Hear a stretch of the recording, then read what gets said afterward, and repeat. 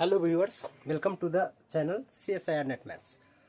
तो आज हम लोग करने वाले हैं क्वेश्चन आईडी 486। ठीक है, इस पे आपको अलर्स 5 फंक्शंस पे आधारित सवाल से इस बार अलर्स 5 फंक्शंस पे आपको 2 सवाल पूछे गए हैं जून 2021 के पेपर में, है ना, जो फरवरी 2022 में एग्जाम हुई है।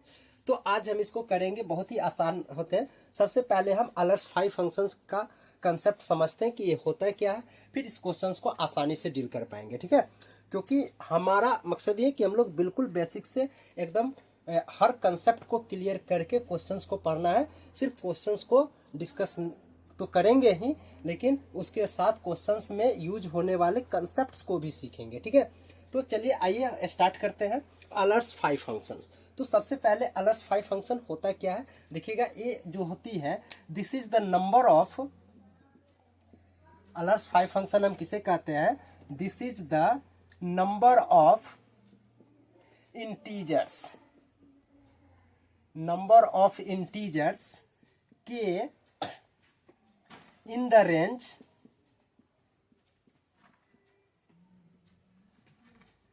number of integers in the range 1 less than equal to k less than equal to n, for which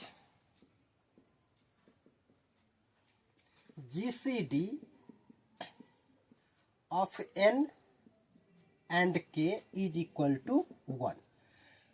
कुल मिला के बात ये हो गई कि अगर आपको किसी, सपोज कीजिए n एक नंबर है, n एक, ठीक है, और उस नंबर का अगर आपको अलर्स 5 फंक्शंस पता करनी है तो आपको ये देखना है कि उस नंबर के कितने इंटीजर मिलेंगे 1 से लेके n तक, जिसका GCD n के साथ करने पे 1 आएगी। ऐसे समझ में नहीं आएगी, एक एग्जांपल उठाते हैं। ठीक है, हमें इसको ऐसे हम लोग फाई n से भी डिनोट करते हैं। तो सपोज कीजिए n का वैल्यू हम ले लेते हैं 4। ठीक है, तो आपको फाई 4 का वैल्यू आपको बताना है। ठीक है, तो आप ये देखिए जो k का पहले पॉसिबल वैल्यू देखिए, k का मान 1 से लेके n तक जाना है, मतलब 1 से लेके 4 तक। तो यहाँ से k की पॉसिबिलिटी क्या क्या आ गई? 1 आ गई, 2 आ गई, 3 आ गई, फिर 4 आ गई, है ना। जितना n लेंगे आप 1 से वहां तक जाएंगे k का वैल्यू, और k का वैल्यू इनमें से उसको सिलेक्ट करना है जो n के साथ, यहाँ n का वैल्यू 4 लिए हैं, मतलब 4 के साथ, यानी 4 और 1 का GCD बताइए, फिर 4 और इस 2 का GCD। ठीक है, सबका GCD आपको पता करना है। तो देखिए 4 और 1 का GCD 1 होगी, 4 और 2 का GCD 2 होगी, फिर आपको 3 का उसी तरह n और k, मतलब 4 और 3 का GCD, तो इसको आपको 1 आ जाएगी, और 4 और 4 का GCD आपको 1 आ जाएगी, सॉरी 4 आ जाएगी, है ना।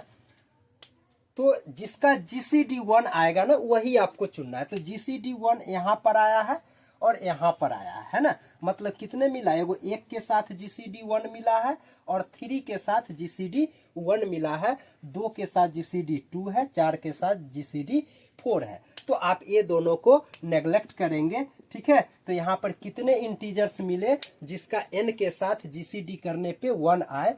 तो यह आपका 1 और 3 2 इंटीजर मिले, मतलब 5 4 का वैल्यू आपका 2 हुआ। ठीक है, इसी तरह से अगर आपको कहे कि 5 6 का वैल्यू बताइए, चाहे 5 5 का वैल्यू बताइए, मतलब आपको 1 से लेकर के 5 के साथ कितना k का वैल्यू बताना है। 1 से लेके 5 तक जाइए, जिसका GCD 1 है। तो देखिए GCD 1 वाला कौन कौन आएगा? 5 1 का GCD 1 मिलेगी, फिर 5 के साथ 2 का भी GCD 1 मिलेगी, फिर 5 के साथ 3 का भी GCD 1 मिलेगी, 5 3 का GCD निकालो, सबका 1 आएगी, फिर 5 4 का भी GCD 1 आएगी, फिर 5 5 का तो 5 आएगी, छोड़ दीजिए बस। तो आपको कितने GCD 1 वाले मिले? एक मिला, फिर 2 3 4, मतलब 1 2 3 4 इंटीजर्स मिले, तो इसका आंसर आपका 4 हो गया। ठीक है, तो देखिए ये तो छोटी छोटी संख्या थी, तो हमने देख लिया कि उसके साथ कौन कौन कितने इंटीजर के साथ वो GCD 1 देगा। तो पता कर ले। लेकिन अगर बहुत ज़्यादा संख्या दे दे, जैसे कि यहाँ पर देखिए 36 है, तो इस केस से तरीके से करेंगे तो बहुत ही लेंदी प्रोसेस हो जाएगी, इसीलिए इस तरीका को हम लोग नेग्लेक्ट करते हैं। अब एक ट्रिक हम लोग सीखते हैं, ठीक है, ये अलर्स फंक्शंस के कुछ प्रॉपर्टीज को देखते हैं, जिससे हम किसी भी संख्या को आसानी से बहुत जल्द हम उसका वैल्यू पता कर सकते हैं, ठीक है। तो आप दो प्रॉपर्टी जिसमें 3 ठो याद रखना है, बस ज्यादा नहीं, 3 ठो, ठीक है। पहला, अगर 5 और कोई प्राइम नंबर रहे, ठीक है, किसी भी प्राइम नंबर का अगर अलर्स फंक्शन पता करना हो तो आप क्या करना, उससे एक कम होती है, p-1 होती है। जैसे देख लीजिए एग्जांपल, पहला प्रॉपर्टीज, ठीक है, पहला आपको क्या मिला, अगर कह दे 5 का वैल्यू बताइए, तो 5 क्या है, प्राइम नंबर है, तो 5 का वैल्यू आपको 4 आ जाएगी। उसी तरह से अगर कहे 5 23 का वैल्यू बताइए, तो ये देखो 23 क्या है, प्राइम नंबर है, तो प्राइम नंबर का अलर्स फंक्शन कितना होता है, उससे जस्ट एक कम होता है, तो आपको 22 मिल जाएगी, ठीक है। तो इस तरह से प्राइम नंबर वाला एक याद रखना है कि जब कभी भी प्राइम नंबर आ जाए और उसका अलर्स फंक्शन पता करना हो तो आप क्या करना, उस प्राइम नंबर से एक कम जस्ट उसका आंसर देता है। दूसरा प्रॉपर्टीज, अगर 5 के प्राइम नंबर के पावर में कुछ रहे, सपोज करो m है, ठीक है, तो प्राइम नंबर के पावर में कुछ रहे, ठीक है, p के पावर m का अगर अलर्स फंक्शन पता करना हो, ठीक है, तो इसका आंसर होता है आपको p के पावर m माइनस p के पावर m-1। इसको सरल कर लो, इसका आंसर आपको दे देगा, ठीक है। हमने क्या बताया कि अगर सिर्फ प्राइम नंबर रहे तो उसका आंसर तो उससे जस्ट एक कम मिल जाएगी, p-1। लेकिन अगर आपको p के पावर में कुछ रहे तो बस वही लिख लो और उसका पावर एक कम करके घटा दो, आपका आंसर मिल जाएगी। जैसे देखिए, अगर आपको कहे 5 2⁻3, ठीक है, मतलब 5 2 के पावर 3 आपका बताना है, तो आप क्या करो, ये तो पहले जो है वो लिख लो 2 के पावर 3, अब माइनस कर दो 2 के पावर, इससे एक कम कर दो, 3 है तो आप 2 कर लो, ठीक है, सरल कर लो। 2 को 3 बार मल्टीप्लाई करोगे 8, अब माइनस 2 के 2 स्क्वायर कितना 4, तो 8 - 4 कितना 4 हो गया, मतलब ये 2 के पावर 3 8, यानी 8 का अलर्स फंक्शन जो होगी सो आपको क्या देगी, 4 देगी, ठीक है। तो इस तरह से आप इसको यूज कर सकते हो। और एग्जांपल समझना चाहे तो देख लो, अगर आपको कहे 5 स्क्वायर बताइए, तो आप क्या करो, 5 स्क्वायर रहने दो, अब माइनस कर दो, 5 का पावर स्क्वायर था 2 था, तो अब 1 कर दो, ठीक है, मतलब ये जो रहे वो रखने दो, आधार आपको दोनों में सेम लेना है, पावर बस एक पहली बार में जितना है उतना, दूसरी बार में उससे एक कम पावर लेना। सरल कर लो, 5 का स्क्वायर 25 में से 5 गया 20, ठीक है, मतलब 5 के स्क्वायर का अलर्स फंक्शन जब निकालेंगे तो आपको वो 20 आएगी, ठीक है। तो देखिए बहुत ही मजेदार ट्रिक होती है और आसानी से इस तरह से क्वेश्चंस को हम डील कर पाते हैं, ठीक है। और एक तीसरा आप पता कर लीजिए, ठीक है, तीसरा आपको प्रॉपर्टीज याद रखनी है कि अगर 5 m, n का अगर m इंटू n प्रोडक्ट में रहे, ध्यान में रहना कि m और n आपका दोनों रिलेटिवली प्राइम है नंबर है, ठीक है, तो उस केस में आप क्या करोगे, या दोनों अगर प्राइम हो तो भी चलेगा या रिलेटिवली प्राइम है तो भी चलेगा, ठीक है। तो इसमें इसका होता है जब गुना में रहे तो आप अलग अलग कर सकते हो, जब दो प्रोडक्ट नंबर का अगर अलर्स फंक्शन पता करना हो तो दोनों का अलग अलग 5m इंटू 5n आप कर सकते हो, ठीक है।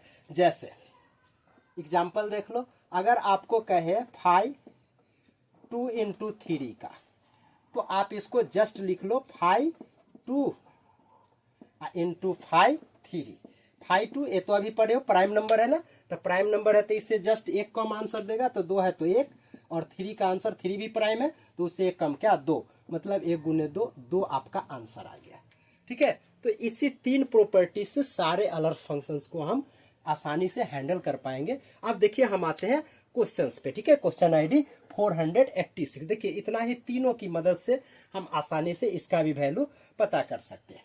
यहाँ देखिए, how many generators does a cyclic group of order 36 have, मतलब जब कभी भी आपको, ठीक है, नंबर ऑफ जनरेटर्स पूछे साइक्लिक ग्रुप की, तो आप क्या करना, अलर्स फंक्शन निकाल देना, मतलब यहाँ 36 है ना, ऑर्डर अगर n हो तो 5n निकाल दो, आपका आंसर मिल जाएगी, ठीक है। तो चलिए अब यहां से हम देखते हैं, इसका आंसर आपको ज्यादा कुछ नहीं 36 एन ऑर्डर, तो आप 536 निकाल दो, जो आ जाए आंसर वही आपका आंसर हो गया। अब इसका निकाल लो, ज्यादा कुछ नहीं करो, पहले 36 का आप फैक्टराइज करो, 2 से 18, फिर 2 से 9, फिर 3, मतलब ये 5 रहने दो। 13 को आप क्या लिखोगे, 2 का स्क्वायर इंटू 3 का स्क्वायर। अब अभी पढ़े हो रिलेटिवली प्राइम टाइप का हो तो अलग अलग कर लो, तो यहां से आ गया 5 2 इंटू 5 3 स्क्वायर, है ना। अब यहां से आ गया ये 5, अभी पढ़े 2 के पावर m वाला, तो क्या ये प्राइम नंबर के अगर पावर में कुछ रहे तो क्या करना है, 2 के पावर 2 और माइनस 2 के पावर इससे 1 कम कर दो, इसका आंसर दे देगा। ठीक उसी तरह से इसका आंसर क्या मिलेगा, 3 के पावर 2 और माइनस 3 के पावर 1, तो यहाँ से फाइनली 2 के पावर 4 माइनस 2 और इंटू यहाँ 3 से 9 और माइनस 3, यानी 2 इंटू 6 यानी 12। आपका ऑप्शन नंबर 2 करेक्ट। तो दोस्तों बताइए कमेंट करके आपको ये वीडियो कैसी लगी, कंसेप्ट कैसा लगा, ये क्वेश्चंस अच्छे से समझ में आई या फिर नहीं आई, कमेंट करके जरूर बताइएगा। ठीक है, और वीडियो अगर अच्छा लगा हो तो लाइक भी कीजिए, ठीक है, और अपने दोस्तों में भी शेयर कीजिए। ठीक है, और अगर आप चैनल पे नए हैं तो चैनल को सब्सक्राइब करिए और बेल आइकन को दबाइए ताकि न्यू अपडेट्स आपके पास सबसे पहले पहुंचे। Okay, thanks for watching.